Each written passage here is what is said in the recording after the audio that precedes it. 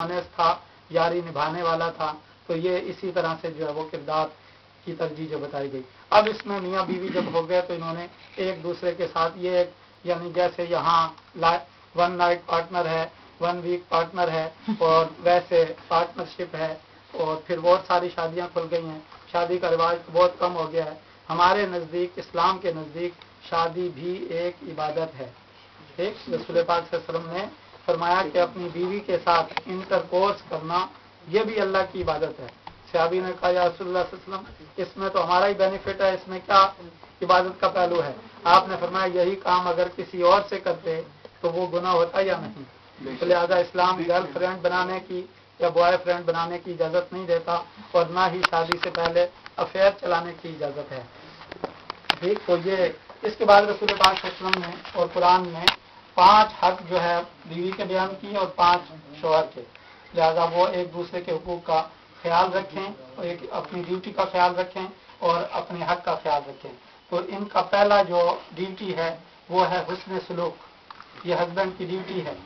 वाशिरुहुन्ना bill मारूफ, कि अपनी बीवियों के साथ हुस्न सलूक से पेश आओ। और हुस्न सलूक क्या है कि इंसान जितना अच्छा बिहेव कर सकता है, यानी बिहेव के हवाले से, बैठ जाओ, थक जाओ तो दिखाई भी करेगा।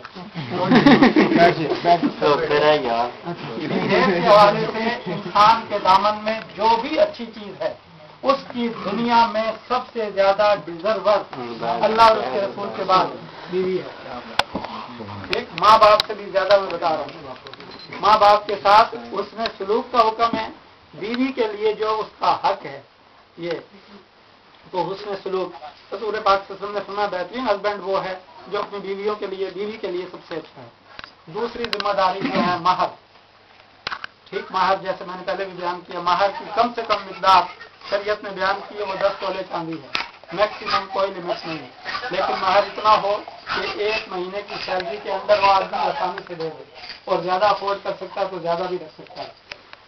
रसूल पाक सल्लल्लाहु अलैहि वसल्लम ने 500 दिरहम महर रखे और आपने अदा कर दिए। तो ये औरत का हक है, और इसकी अदायगी की 2 सूरतें होती हैं। कौन डिमांड, जैसे यहाँ लिखा गया, और इमीडिएटली फौरन भी दे दिया जाए। तो तीसरी है नान नफका, जिसको बोलते हैं एसेंशियल मेंटेनेंस, बेसिक नीड्स। ठीक, उसकी जिम्मेदारी जो है मर्द पर है। रसूल पाक सल्लल्लाहु अलैहि वसल्लम ने नौजवानों को खिताब किया, या माशर शबाब मन इस्तता मिनकुम अल-बाअ फल्यतज़व्वज फइन्नहु अग़द्दु लिल-बसर व अहसनु लिल-फ़र्ज। और जो फरमाया कि ऐ नौजवानों, जो शादी अफोर्ड कर सकते हैं वो मस्त शादी में एंगेज हों, क्योंकि जिसने शादी की उसने आधा दीन बचा लिया। आधे दीन की फिक्र करे, और शादी करने से इंसान को जो है वो उसकी निगाहों में जो है वो झुकाव आ जाता है। अब निगाह सरकशी नहीं करती, इधर उधर नहीं होती, और उसकी जो नेचुरल डिजायर्स हैं, प्राइवेट पार्ट्स हैं, उनके लिए कैसल बन जाता है, यानी कले का काम देता है। इसी तरह से फिर फरमाया कि जो शादी अफोर्ड नहीं कर सकता तो वो रोजा रखे, नफली रोजा। इससे उसकी जो सेक्सुअल डिजायर्स हैं वो जो है ब्रेक हो जाती हैं, कंट्रोल नसीब हो जाता है, क्योंकि आपको मालूम है कि शैतान और नफ्स दोनों इंसान के पीछे लगा हुआ है। तो लिहाजा जो है बेसिक नीड्स जो है वो बेसिक नीड्स ऑफ लाइफ, उसके अंदर जिसको मेंटेनेंस बोलते हैं, खाना पीना, रिहाइश, कपड़े, ये जिसके इंसानी जिंदगी आगे बढ़ती है। लेकिन ये इतना हो जितनी आपकी वैल्यू हैसियत है, ना कर्जा उठाएं, ना अपनी हिम्मत से बढ़ के जो है चादर फैलाएं। लिहाजा ये तीसरा हक है औरत का। चौथा जो है जो जिम्मेदारी है हस्बैंड की और स्पेशली सलीम कुरैशी साहब की, वो है रिलीजियस और रिलीजियस ट्रेनिंग। ठीक, क्योंकि हम सबको मालूम है कि ये लाइफ एक स्टेशन है, डेस्टिनेशन इसके बाद आएगी। लेकिन पंजाबी में कह देते हैं ए जहान मीठा तेगला के सिठा। लिहाजा ऐसा नहीं सोचना चाहिए, जहान वही जो नहीं देखा असल वही है। खाने के अंदर भी आप देखते हैं जायका ना हो, खाना बड़ा जबरदस्त लगता हो तो कोई नहीं खाता उसको, एक लुकमा दे के लोग छोड़ देते हैं, तो जायका कभी किसी को नजर नहीं आता। तो लिहाजा जो है कुरान ने मर्द को जो है एडमन बनाया है। ठीक, और रिजालो कव्वामून अलन निसा, मर्द जो है औरतों पर एडमन है। जो आप में से एडमन हो उसे मालूम होगा, एडमन का काम ये होता है कि वो देखता है कि घर क्या चीज जा रही है, ताकि घर कोई ऐसी चीज ना जाए جو خرابی کا جو ہے سبب بنے، اور پھر جب اللہ تعالیٰ ان کے گلشن میں بہاریں دے دے، آمین تو کہہ دیں آمین۔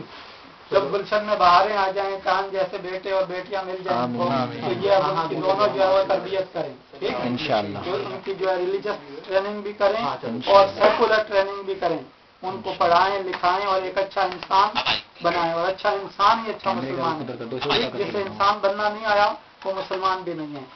اس کے بعد پانچواں جو ہے ٹالرینس ہے، صبر و تحمل۔ کھانے میں کیا ہے؟ اسپائسی فوڈ تو نہیں ہے نا؟ تھوڑا سا پاکستان میں لوگ زیادہ اسپائسی کھاتے ہیں تو غصہ بھی جلدی آ جاتا ہے۔ ایک طالبان کا دماغ خراب ہوا وہ لوگوں کو مار رہے ہیں، اللہ ان کو ہدایت دے، تو لہٰذا صبر و تحمل، ٹھیک۔ عورت کو صنف نازک کہتے ہیں، وہ کمزور ہے فزیکلی، ٹھیک، تو لہٰذا جو ہے اسلام نے یہ اجازت نہیں دی کہ اس کے تھپڑ مارا جائے، اس کو گالی گلوچ کی جائے، بلکہ صبر کے ساتھ، اور یہ بھی نہیں کہ شامہ پاریاں یا مولا جٹ بننے کی بھی کوئی ضرورت نہیں ہے، ایک ہی وار میں جو ہے طلاق دے کے سارا گھر جو جاڑ دیا جائے، ایسا بھی نہ کیجیے۔ سوچئے یہ 5 ذمہ داریاں آپ کی ہیں۔ اب آپ کی بیگم تو ہے کوئی نہیں، کہتے ہیں بتا دیتا ہوں، عبد الوہاب صاحب وکیل ہیں تو یہ ان کو کنوے کر دیں گے، میں ریٹرن بھی لایا ہوں وہ دے دوں گا انگلش۔ عورت کی پہلی ذمہ داری جو ہے وہ اوبیڈینس ہے، اپنے شوہر کی فرما برداری۔ قرآن مجید میں کافت صالحات و قانتات، پاکیزہ بیویاں وہ ہیں جو اپنے ہسبینڈ کی فرما بردار ہیں۔ رسول پاک صلی اللہ علیہ وسلم نے فرمایا بہترین بیوی وہ ہے جو اپنے ہسبینڈ کو فالو کرتی ہے، اوبے کرتی ہے اس کو۔ دوسری اس کی ذمہ داری ہے کہ وہ اپنی موڈیسٹی اور اپنی چیسٹی کی حفاظت کرے اور ہسبینڈ کی ویلتھ کی حفاظت کرے، یعنی اپنی عزت کی محافظ ہو اپنے ہسبینڈ کی ایبسینس کے اندر، اور اس کے مال کی بھی جو ہے مدد کرے۔ تیسری عورت کی ذمہ داری جو ہے وہ ہے تھینک فلنیس، شکر گزار ہو۔ عورتیں اکثر ایک جملہ کہہ دیتی ہیں، آپ کا تو ابھی پالا نہیں پڑا تو جو سینئر ہے ان سے پوچھیں، وہ جملہ کہہ دیتی ہیں جب سے میں اس گھر میں آئی ہوں میں نے سکھ دیکھا ہی نہیں، تم نے کیا لا کے دیا مجھے، 10 سال سے کما کے وہ تھک جاتا ہے۔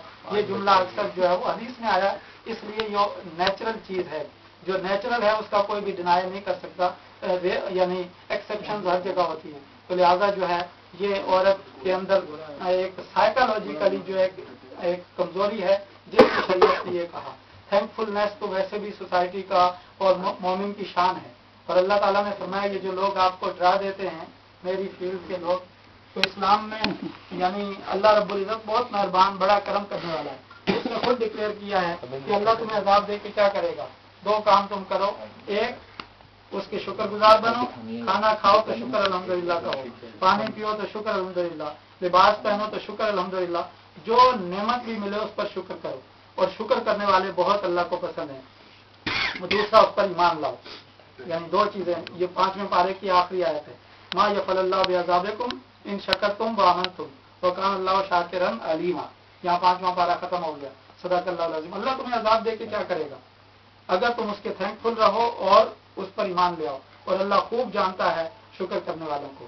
تو یہ شکر گزاری بہت بڑی نعمت، یعنی کتنی بڑی چیز آ جائے ہے نا، شکر ابھی پریشان نہ ہو، نہیں ہوا تو مسکراہٹ نہیں ہو جاتا ہے، دیکھیں نا وہ نوٹ کر دیں کیمرہ میں۔ تو لہٰذا جو ہے بندے کو کبھی بھی جو ہے وہ یعنی مایوس نہیں ہونا چاہیے، مومن کا کام مایوس ہونا نہیں، ٹھیک۔ تو لہٰذا وہ ہے نا جہاں میں پلٹ کر جھپٹ کر پلٹنا، لہو گرم رکھنے کا ہے ایک بہانہ، جب کوئی کام نہ ہو تو بندہ دوڑنا شروع کر دے، یہ بھی ایک ایکٹیویٹی ہے۔ تو لہٰذا یہ شکر گزاری ہے، جو اللہ نے دے دیا اس پہ نظر رکھیں، جو نہیں ملا اس کا شکوہ نہ کریں۔